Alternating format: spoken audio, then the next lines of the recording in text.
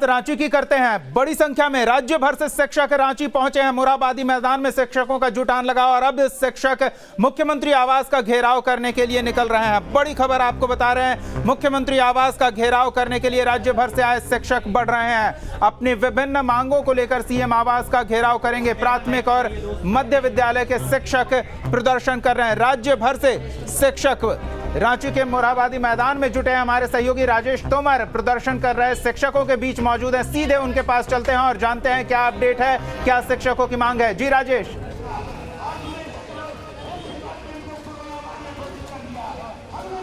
देखिए, ये अखिल झारखंड प्राथमिक शिक्षक संघ के लोग हैं और ये कार्यक्रम इनका पूर्व नियोजित था। इन्हें राजभवन की तरफ जाना था।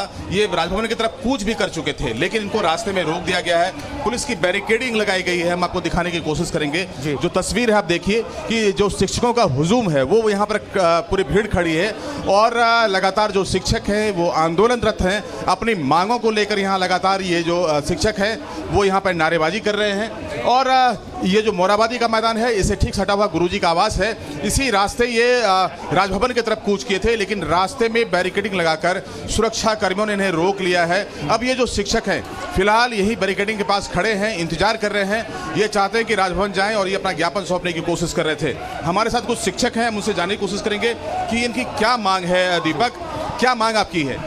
हमारी 4 सूत्री मांगे हैं। सबसे पहली MSCP हमारी लाभ जो होती है शिक्षकों की वह देना सुनिश्चित करें। दूसरा, उत्क्रमित वेतनमान सरकार हमको दे दे। तीसरा, गैर शैक्षणिक कार्यों से हमें मुक्ति करे। चौथा, वेतन विसंगति को दूर करे। होता क्या है सरकार हमें किस तरह से छल रही है सर। आपको बता दें कि सचिवालय में उत्क्रमित वेतनमान राज्य सरकार द्वारा दिया जा रहा है। हम भी राज्य सरकार के कर्मी हैं, आखिर हमको उत्क्रमित वेतनमान क्यों नहीं दिया जाता है? एक ही राज्य में 2 तरह का सौतेला व्यवहार आखिर क्यों हो रही है? सरकार हमको कहती है कि आपको हम गैर शैक्षणिक कार्य से मुक्त कर दिए हैं। गैर शैक्षणिक जो कार्य है वो बहुत हम विस्तार में जानना चाहते हैं कि क्या गैर शैक्षणिक कार्य हैं जो आप लोग नहीं करना चाहते? देखिए, गैर शैक्षणिक कार्य बहुत सारे गैर शैक्षणिक कार्य हैं। जैसे कोरोना काल में एक गैर शैक्षणिक था, तो उस समय महामारी था, हम लोगों ने पूरे देश को साथ दिया। अभी गैर शैक्षणिक कार्य है, जैसे बच्चों को अभी राशन जो MDM के घर घर पहुंचाना, और आपको गैर शैक्षणिक कार्य है जन्म प्रमाण पत्र बच्चों का बनवाना, और गैर शैक्षणिक कार्य है शिक्षकों को जाति प्रमाण पत्र, उसमें आप देखिए। उसके बाद है आपको जनसंख्या में लगाया जाता है। इतना रिपोर्टिंग होता है, प्रतिदिन व्हाट्सएप से रिपोर्ट आता है और उसको तुरंत देना होता है। जो प्रभारी होता है वो पढ़ाना छोड़ केवल रिपोर्टिंग में लगा रहता है और पूरा सरकार, पूरा शिक्षा तंत्र NGO के हाथ में है। क्या चाहते हैं आप क्या चाहते हैं कि हम एक शिक्षक हैं, हम उस नौनिहालों का भविष्य शिक्षक हैं, शिक्षक रहने दिया जाए। शिक्षक है, हमें शिक्षक रहने दी जाए। हमारा करिकुलम, राज्य का जो करिकुलम होगा उस पर हम पढ़ाएंगे तन मन से, लेकिन हमें अन्य कार्यों में न लगाया जाए। वेतन विसंगति की बात हो रही है, किस तरह के वेतन चाहते हैं? MSCP का मुद्दा है जो बिहार में सचिवालय कर्मी को यहाँ दिया जा चुका है और हमें नहीं दिया गया। क्यों? एक ही राज्य में 2 तरह का वेतनमान क्यों? उत्क्रमित वेतन का डिमांड हम लोगों का है, सचिवालय कर्मी को दिया जा चुका है, लेकिन शिक्षक लोगों को नहीं दिया गया। ये आंदोलन जो आज आप लोग शुरू किए हैं, राजभवन तक जाने की अभी आपकी संभावना काफी कम है, तो ऐसे में अब ये जो आंदोलन है, हम लोग कुछ देर इंतजार करेंगे बैरिकेडिंग की। मुख्यमंत्री का सम्मान करेंगे, मुख्यमंत्री के कैबिनेट का सम्मान करेंगे, अपने झारखंड का सम्मान करेंगे। अगर हम अपनी बात रखना चाहते हैं उनके नजदीक, अगर वो नहीं सुनेंगे तो हम इस बैरिकेडिंग को तोड़ेंगे और बैटिंग को तोड़ करके उनके पास जाएंगे और अपना मांगों को बुलंद करेंगे। हम लोग चरणबद्ध आंदोलन किए हैं। 4 तारीख से शुरू किए। 4 को हम लोगों ने काला बिला लगाया, 4-5 को, 7 से लेकर 12 हर जनप्रतिनिधियों के पास ही 4 सूत्री मांगों को हम लोगों ने रखा। और ये मेरा तीसरा आंदोलन का तीसरा चरण है और इसके बाद एक चरण और है।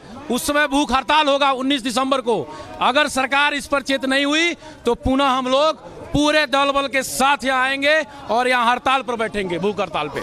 ये हम लोग दीपक, ये शिक्षक हैं और इनका ये कहना है कि जो गैर शैक्षणिक कार्य है, जो वोटर ID कार्ड बनाने का मामला, जो जनगणना है, मिड डे मील है, उन चीज़ों से ये अपने आप को चाहते हैं कि हमको अलग रखा जाए।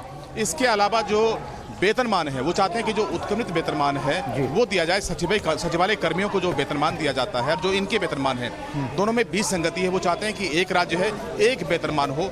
इसको लेकर ये चरमबद्ध तरीके से आंदोलन कर रहे थे। आगे भी इनका आंदोलन जारी रहेगा। अभी ये राज्यपाल के पास ज्ञापन देना चाहते थे, लेकिन यहाँ पे बैरिकेडिंग की वजह से वो नहीं जा पाएंगे। यहाँ पर एक शिक्षक और है, यहाँ पे देखिए अब लिखा है अंतर जिला स्थानांतरण सुनिश्चित करो। ये क्या चीज़ है, ये कौन सी मांग है?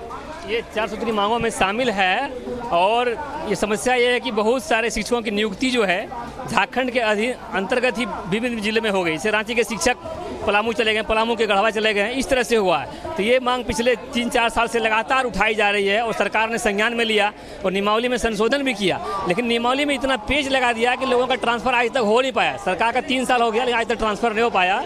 मतलब कई पेच है दीपक, उसको लेकर यहाँ पे आंदोलनरत है। हम चाहेंगे कि जो हमारा कैमरा पर्सन आपको दिखाएं कि किस तरह का ये भीड़ है, किस तरह का ये हुजूम है।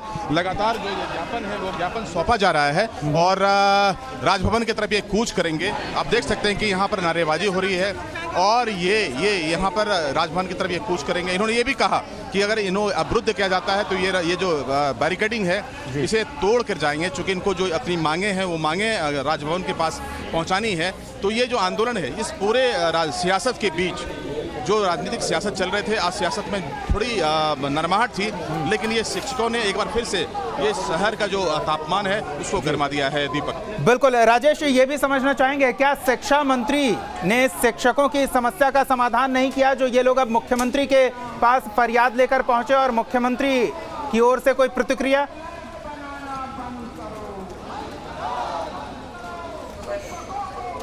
देखिए दीपक, मैं इनसे ही जानने की कोशिश करता हूं कि क्या इससे पहले शिक्षा मंत्री से मिलकर अपनी बात रखी था आपने? बिल्कुल, हम लोगों ने कई बार माननीय शिक्षा मंत्री महोदय से मुलाकात किए। उन्होंने बहुत अधिक समय दिया और हमारी सारी बातों को उन्होंने सुना और बार बार वो एक ही बात पे फोकस कर रहे थे कि हम फेज वाइज ट्रांसफ़र करेंगे। उन्होंने कहा था कि जिनकी सेवा 5 साल हो गई पहले उनको करेंगे, महिला को करेंगे, दिव्यांग है उनको पहले भेजेंगे। तो हम लोग सहमत थे कि हम ये नहीं कहते कि आप एक बार में सबों को। दिक्कत है कि वो नियमावली जो बनाए हैं सर, उस नियमावली में ट्रांसफ़र होगा ही नहीं, पहली बात। और जिस बात को वो बोल रहे हैं, क्योंकि कोई काम सरकार नहीं करने में फर्क है। अच्छा, ये मुख्यमंत्री के संज्ञान में चीजों को लाया आपने? मुख्यमंत्री के संज्ञान में इन चीजों को लाया आपने? ला चुके हैं हम लोग। हमारी बैठक जो है इनके आला कमान के साथ, जितने भी विधायक, मंत्री या जिस भी पार्टी के अध्यक्ष हैं, सबको 7 से 11-12 तारीख के बीच ज्ञापन दे दिया गया है इस बात का। मुख्यमंत्री महोदय को भी इसकी जानकारी है। चौथा कार्यक्रम आमरण अनशन पॉजिटिव है सर। हमारी समझ से माननीय मुख्यमंत्री महोदय हो, शिक्षा मंत्री महोदय हो, वो बिल्कुल पॉजिटिव हैं, लेकिन जो कुछ पदाधिकारी पता नहीं किस प्रकार से उनको मतलब इनका एक बड़ा और गंभीर आरोप है दीपक कि शिक्षा मंत्री जो हैं वो व्यवहारिक तौर पर भले दूर हों, लेकिन जो सैद्धांतिक तौर पर वो सहमत हैं। मुख्यमंत्री से भी इनको आस है, लेकिन सूबे के जो अधिकारी जिन पर बार बार ये आरोप लगता रहा है कि वो हर चीज को पेचीदा बना देते हैं, उस पेचीदगी की वजह से संभवतः ये शिक्षक जो है वो आंदोलन पर हैं। क्या आपको लगता है कि ये जो पूरा समस्या का जड़ है वो अधिकारी हैं या मुख्यमंत्री हैं या फिर शिक्षा मंत्री? सरकार के जो आला कमान है सभी लोग इसके लिए जिम्मेवार हैं।